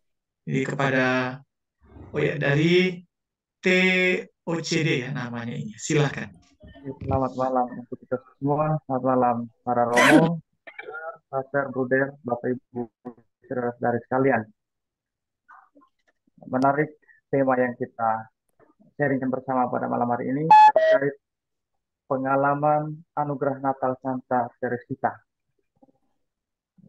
Pengalaman ini terjadi sebelum Santa Teresita ini masuk ke dalam Biara Karmel. Dan ketika sudah menjadi biarawati Karmel, Santa Teresita terkenal dengan ajarannya tentang jalan kecil. Jadi pertanyaan saya di sini, kira-kira apa kontribusi pengalaman anugerah Natal ini terhadap spiritualitas atau ajaran Santa Teresita tentang jalan kecilnya? Apa yang kita sharingkan pada kesempatan ini, kemudian untuk kita refleksikan bersama. Kira-kira bagaimana Santa Teresita ini, pengalaman Santa Teresita ini dapat membantu kita untuk mengatasi tantangan dan menemukan sukacita dalam keberimanan kita. Terima kasih, Ron. Baik, terima kasih Pater Tian OCD. Jadi pertanyaan pertama itu, apa semacam kaitan, apakah pengalaman anugerah Natal ini juga mempengaruhi ajaran jalan kecil dari Santa Teresia, dari kanak-kanak Yesus? Itu pertanyaan pertamanya. Apakah ada hubungannya atau kaitannya dengan pengalaman ini atau tidak? Kemudian pertanyaan yang kedua itu, berdasarkan pengalaman Santa Teresia ini, bagaimana membantu kita mengatasi tantangan dalam keberimanan kita, yang mengatasi kesulitan dalam keberimanan kita. Di kesempatan saya berikan kepada forum, kalau yang ada yang mau menanggapi dari saya berikan kesempatan, silakan raise hand. Kalau memang belum ada, saya berikan kesempatan kepada Suster, silakan untuk menjawab dan menanggapi pertanyaan dari Pater Tian. Maaf Pater, saya kurang terlalu dengar tadi. Oh ya, baik. Pertanyaan pertama tadi, berdasarkan pengalaman anugerah malam Natal ini, apakah mempunyai kaitannya juga dengan ajaran selanjutnya Santa Teresia tentang jalan kecil? Itu yang pertanyaan yang pertama. Kemudian pertanyaan yang kedua, berdasarkan pengalaman anugerah Natal ini juga, bagaimana membantu kita mengatasi tantangan dalam keberiman. Perubahan pertobatan total Santa Teresia pada saat menerima anugerah Natal membawanya menjadi Teresia yang baru. Membawanya menjadi Teresia yang baru ini salah satunya juga memiliki keutamaan Teresia yang punya kehendak kuat, keradikalannya, semangat berkurbannya. Semangat berkurban ini banyak menjadi dasar dari apa namanya semangat jalan kecilnya. Tidak menggunakan hal-hal yang terlalu muluk, yang besar, tetapi Teresia menggunakan kurban-kurban kecil, kesabaran sederhana, kesabaran kecil, pengendalian kecil, perhatian kecil, belayan kecil. Semua yang sederhana itu tentu dipengaruhi juga oleh semangat Teresia menjadi seorang manusia baru setelah peristiwa Natal. Yang kedua, nanti Pater Buyung bisa menambahkan juga. Yang kedua, bagaimana? Maaf, Pater, tadi pertanyaan yang kedua. Bagaimana pengalaman malam Natal membantu kita mengatasi tantangan dan keberiman saat ini? Berkaitan tantangan-tantangan, apakah bagaimana pengaruhnya, seperti pengaruhnya terhadap cara kita mengatasi tantangan-tantangan dalam keberimanan saat ini. Mungkin berkaitan dengan pertobatan, saya kira berkaitan dengan pertanyaan dari Frater Tian ini. Ya. Tantangan dalam keberimanan kita. Dalam dunia dewasa ini, iman kita terus akan mendapat ujian-ujian dengan perkembangan dunia dan segala aspek yang dapat masuk dalam kehidupan kita dan meracuni hidup kita, termasuk juga hidup rohani. Maka pertobatan terus-menerus itu perlu dilakukan. Kalau kita suatu saat jatuh dalam arus dunia, maka kita juga harus terus berusaha bangkit lagi, punya kehendak kuat untuk mengatur kembali hidup kita, kembali lagi ke jalan yang benar. Itulah tanda pentingnya berbalik arah, kembali lagi, pulang lagi ke jalur yang benar lagi. Maka pertobatan radikal itu memang pertobatan yang sungguh signifikan, mau berubah total dari kelemahan kita. Kalau kita jatuh di tengah arus zaman ini, kalau tenggelam ya jangan mau terbawa hanyut terus, bangkit lagi. Ada saatnya kita balik kembali, putar haluan. Bagi saya pertobatan total itu tetap diperlukan di dalam dunia zaman ini, karena kita selalu setiap saat mungkin digoda oleh godaan dunia ini untuk jatuh lagi dalam kelemahan, dalam dosa. Maka butuh juga pertobatan terus-menerus. Begitu mungkin. Terima kasih. Baik, terima kasih Suster. Selamat malam Pak Remi yang telah bergabung bersama kita. Pater sudah memberikan resen kepada Pater, saya persilahkan. Baik, selamat malam untuk kita semua. Saya mengikuti diskusi ini luar biasa. Terima kasih Suster Kristiani, Romo Stef, Pak Romo, dan juga para suster, Bapak Ibu. Luar biasa tema kita malam hari ini. Saya senang sekali apa yang dikatakan oleh Romo Buyung tadi, bahwa Allah itu, Tuhan itu akhirnya take over usaha kita. Itu luar biasa. Itu karena kadang-kadang kita berjuang, tetapi toh tidak berhasil. Tapi kemudian Allah bekerja, dan itu dalam refleksi Teresia di teks yang kita buat itu, baik tadi kan ada pertanyaan tentang tertunggal itu, kenikmatan tertunggal. Baik yang 1 jam saja, baru 1 jam itu mengubah Teresia secara total. Itu kan luar biasa. Untuk Tuhan itu tidak ada yang termungkin. Termungkin. Dan Tuhan bekerja dengan cara yang di luar dugaan. Di luar dugaan kita. Itu yang luar biasa, Allah take over. ya pekerjaan Teresa. Dia berjuang 10 tahun setelah kematian ibunya itu yang kemudian membuat dia sangat sensitif dan lain-lain, itu banyak sekali. Dependensinya itu sangat tinggi. Tapi kemudian setelah itu pengalaman malam Natal itu, yang dalam refleksi saya, itu kan Tuhan itu bekerja melalui Bapaknya dengan kalimat yang sangat sederhana dari Bapaknya itu. Hei, untung ini yang terakhir. Itu sangat menyentil Santa Teresa, itu membuat dia sangat tersinggung. Tetapi kemudian dia bisa mengatasi itu karena rahmat Allah, karena kemampuan Tuhan Allah. Dan berhubungan dengan pertanyaan Frater Tian tadi itu, apakah pengalaman malam Natal ini kemudian mempengaruhi ajaran jalan kecil Santa Teresa? Jelas, itu pasti, karena ya pengalaman itu kristalisasi dari pengalaman iman Teresa, dari pertobatannya, kemudian dia sampai pada refleksi tentang jalan kecil, yaitu ya jalan penyerahan diri, jalan kemudian mulai dengan jalan cinta, mau kesini selalu itu, karena dia menyadari bahwa ya Allah mencintai dia sungguh, maka dia dipanggil untuk mencintai. Nah, kemudian yang terakhir, bagaimana kita ya dengan pengalaman Santa Teresa, pengalaman Natal, apa semua itu, bagaimana kita ya menghadapi tantangan zaman ini.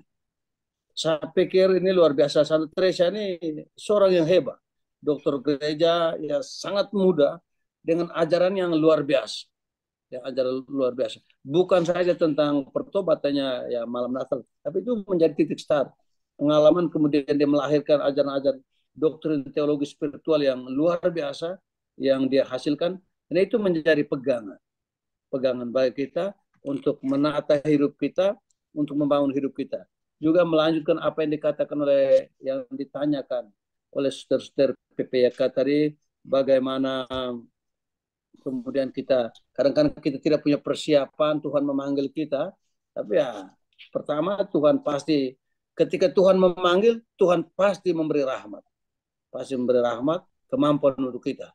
Dan persiapan itu banyak sekali, tidak mesti harus pertobatan seperti Santa Teresa, tapi pengalaman-pengalaman ketika kita berjumpa dengan orang, ketika kita mengalami pertemuan dengan orang, kemudian membantu kita, menyadarkan kita bahwa kita terpanggil, itu bagian dari rencana Allah dan usaha kita. Saya pikir itu yang bisa saya tambahkan, dan saya sekali lagi minta maaf saya bergabung terlambat di ruangan ini. Terima kasih Pak Romo, Suster, Pater. Terima kasih, selamat malam. Baik, terima kasih Pater Remi. Selanjutnya apakah ada tambahan dari Pater Steve Buyung? Kesempatan saya berikan terhadap pertanyaan dari Frater Tian OCD ini. Ya. Baik, terima kasih. Pertama-tama barangkali juga kita mesti mengetahui mengenai jalan kecil. Apa itu jalan kecil? Salah satu rumusan yang seringkali kita pakai atau kita dengar, bagaimana penuh penyerahan diri bagaikan seorang anak kecil kepada tangan Bapaknya. Dan itulah sebetulnya suatu perjalanan iman penuh penyerahan diri. Maka itu kita lalu sadar bahwa apa yang dialami oleh Santa Teresa berkenaan dengan rahmat Natal, anugerah istimewa ini tentu juga akan mempengaruhi jalan kecilnya. Atau katakanlah jalan kecil Teresia ini tentu juga dipengaruhi oleh rahmat Natal yang ia terima. Ya. Sehingga kita juga lalu lihat apa yang dialami oleh Teresia. Dia merasa diri tidak mampu berjuang sekian lama. Walaupun ia sadar ia sudah banyak berjuang. Mohon juga doa dari saudara-saudaranya, bantuan dukungan dari orang tuanya, keluarganya, tapi nampak belum berhasil juga. Dan pada akhirnya dia menyerahkan diri sepenuhnya. Apa yang menjadi karya Tuhan di dalam kehidupannya, Tuhan ambil alih semuanya itu, dan mukjizat dia rasakan. Maka dia juga seperti yang tadi saya sampaikan, refleksinya mengenai penangkapan ikan, bukan lagi Tuhan yang meminta dia untuk menebarkan jala, tapi Tuhan sendiri yang menebarkan jala untuk dia. Dan inilah suatu pengalaman iman penuh penyerahan diri, Tuhan sendiri yang berkarya. berkarya. Kemudian sehubungan dengan iman dalam hidup perjuangan kita sehari-hari secara khusus, barangkali ada dua jenis iman, iman primer dan iman sekunder. Iman sekunder itu iman yang kita ketahui karena belajar. Ya, belajar teologi, kursus teologi, ataupun kursus-kursus apapun, atau dari katekese, apa segala macam kita tahu. Itu iman sekunder. Iman yang kita tahu karena belajar. Atau diberitahu dengan pelajaran yang ada. Sedangkan iman primer itu iman yang kita hayati. Kadang-kadang ada orang yang juga tidak belajar teologi, tidak banyak pengetahuan iman, tapi hidupnya penuh iman. Itu iman primer. Orang tua kita yang begitu sederhana, orang-orang sederhana menghayati iman yang luar biasa. Dan ini juga mau menunjukkan kepada kita bahwa apalagi kita religius, tentu kita sudah tahu banyak mengenai iman. Pokok-pokok iman kita sudah tahu, sebetulnya apa yang kita ketahui jelas dengan sendirinya kita perjuangkan, kita hayati dalam kehidupan kita sehari-hari. Maka di dalam hidup kita, di dalam komunitas religius, sebetulnya kita harus terus belajar untuk percaya. Learn to believe.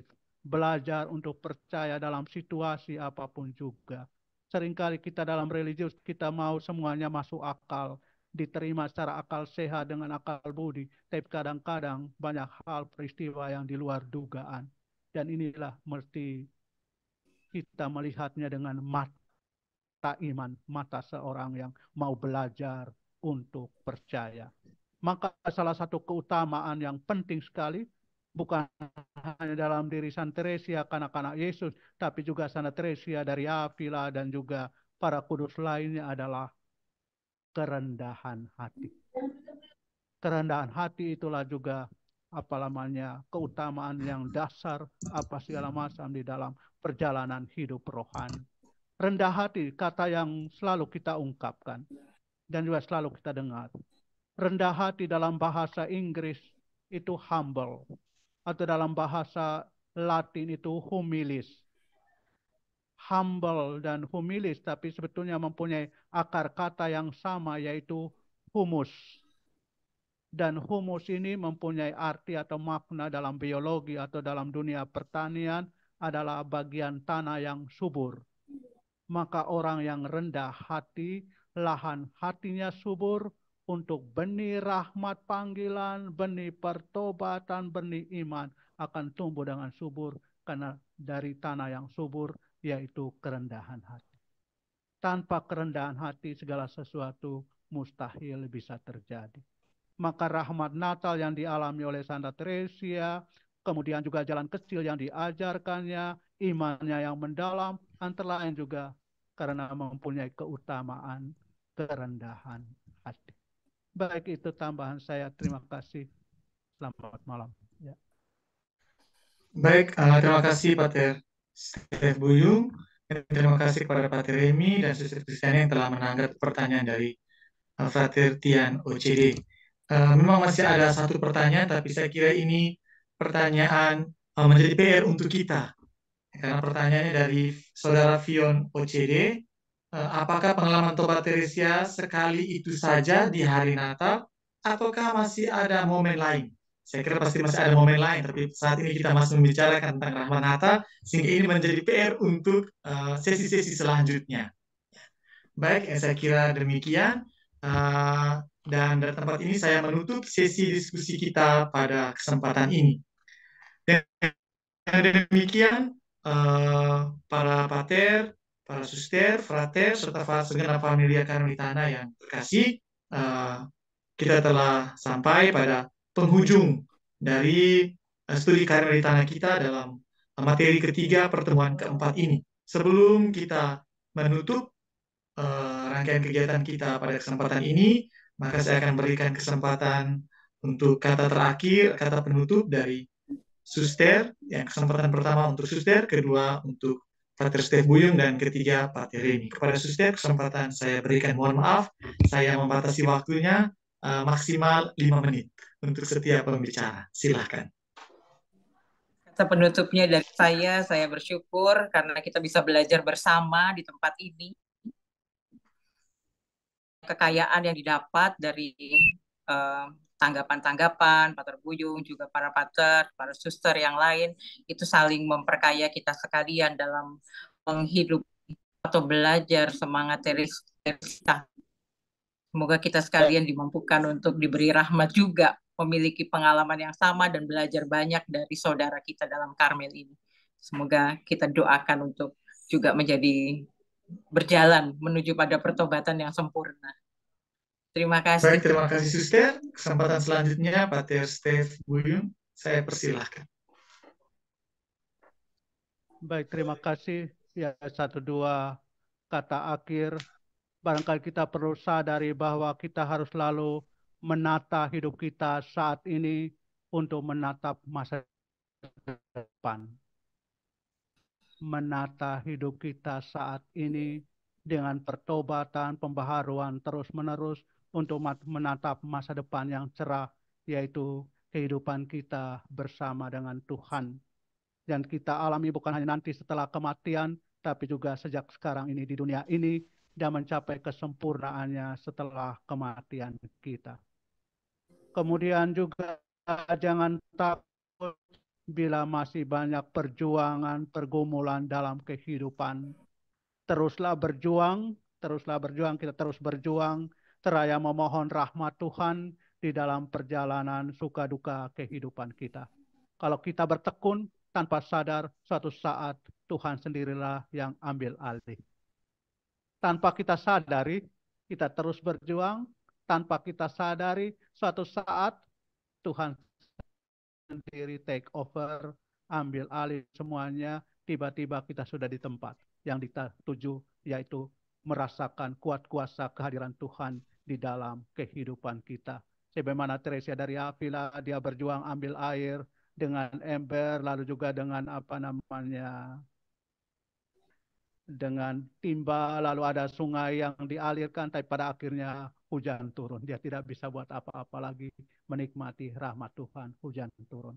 Baiklah para frater, para suster, saudara-saudara terkasih, semoga kita juga senantiasa belajar dari Teresia, dokter gereja yang luar biasa ini, menjadi semakin kecil, supaya Tuhan sendirilah yang bekerja. Terima kasih. Terima kasih Pater Stef Buyung. Kesempatan selanjutnya Pater Reni, saya persilahkan. Baik, terima kasih para saudara dan saudari keluarga besar Karmel, Familia Karmelitana. Yang pertama bahwa selalu ada harapan untuk sesuatu yang lebih baik. Kita belajar dari Santa Teresa. Dia berjuang, tetapi dia berjuang dengan pengharapan. Dan kemudian Allah bekerja itu. Yang kedua, bahwa kita belajar dari Santa Teresa, kita jangan berhenti berjuang. Selalu berusaha bekerja. Ada istilah do the best you can and the Lord will do the rest. Kita berjuang, berusaha sekuat kemampuan kita, dan pasti Tuhan memberkati dan menyempurnakan perjuangan kita. Dan yang terakhir, bahwa dibutuhkan pertobatan setiap hari. Dibutuhkan pertobatan setiap hari, dan yakinlah bahwa rahmat itu selalu ada, rahmat Tuhan selalu ada untuk kita.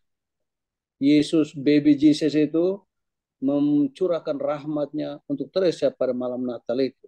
Dan kalau kita terbuka, membuka hati kita kepada Tuhan, pasti Tuhan juga akan mencurahkan berkatnya kepada kita kapan saja, seperti tanah, humus, tanah yang subur itu siap menerima rahmat Allah. Ya, saya pikir profesi kita senantiasa bersama-sama belajar dari Santa Teresa untuk semakin kecil, dan membiarkan Allah semakin besar untuk kita. Terima kasih. Baik, terima kasih Pak Reni. Sekali lagi, saya mengucapkan dan juga kita sekalian yang hadir di sini mengucapkan terima kasih kepada Suster Kristiani Hakar yang telah membantu kita untuk mendalami pengalaman rahmat Natal yang dialami oleh Santa Teresia dari kanak-kanak Yesus. Terima kasih juga kepada penanggap Pater Stef Buyung bersama dengan Pak Teremi dan juga Pak Ter yang telah sumbangan pikiran dan juga memperdalam pertemuan kita pada malam hari ini. Terima kasih juga kepada para pater, para frater, bruder, serta para suster dan segenap familia Karmelitana yang telah mengambil bagian dalam pertemuan keempat, materi ketiga, untuk mendalami dan mengenal lebih jauh Santa Teresia dari kanak-kanak Yesus. Saya tidak mengulangi lagi semua yang telah disampaikan oleh Suster Kristiani, Pater Stef Buyung, dan Pak Teremi. Tapi saya menutup pertemuan kita pada malam hari ini dengan mengutip pesan dari Tuang Berbol. Namanya Tuang Berbol di pesan ini. Misteri Natal merupakan misteri transformasi, misteri kasih Allah tanpa batas atas Teresia yang terbatas. Teresia memang aktif mengupayakan pertobatan, tapi terbatas, sedangkan rahmat Allah melampaui pengalaman Teresia. Ketika Allah berkarya, segalanya bisa terjadi. Bagi Allah tidak ada yang mustahil. Maka sebagaimana pesan kitab suci hari ini, datanglah kepadaku, hai kalian semua yang letih, lesu, dan berbeban berat. Sama seperti Santa Teresia yang selalu mengandalkan Tuhan di dalam hidupnya. Sebab Tuhan sendiri mengatakan, sebab akulah lemah lembut dan rendah hati. Sekian dan terima kasih untuk kita semua yang telah